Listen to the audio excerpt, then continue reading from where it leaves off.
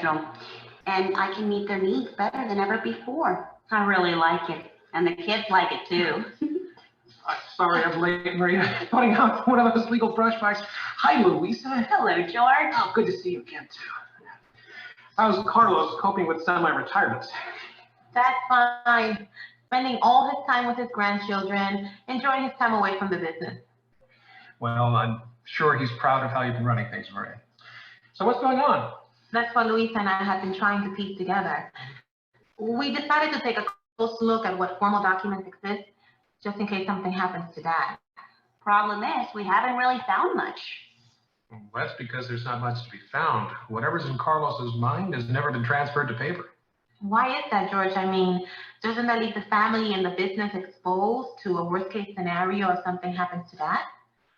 You know your father, Maria. He could be tough to counsel sometimes. A self-made man, built a highly successful company, supported his family. All of his children graduated from some of the best universities in the country, and, well, he's accomplished a lot on his own. He's been a great dad. However, it's the future that we need to focus on today.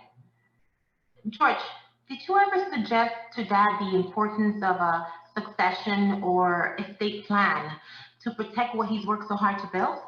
Oh, of course. But when he asked you, his own daughter, to come in to run things, he didn't think any formal documents were necessary, contrary to my counsel. I don't believe he's thinking of the impact on this company and my entire family if something happens to him. Well, the value of the company could drop with the loss of your father because he's still the majority owner. I don't know what legal issues, if any, your brothers and sisters might raise, but there could be some confusion here about your status within the company without a formal succession plan in place.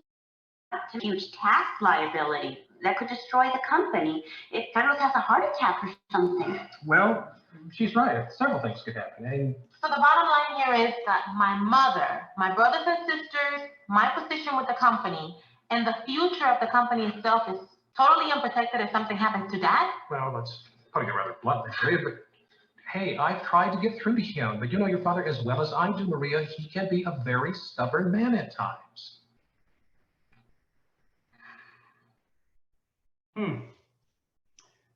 Very informative.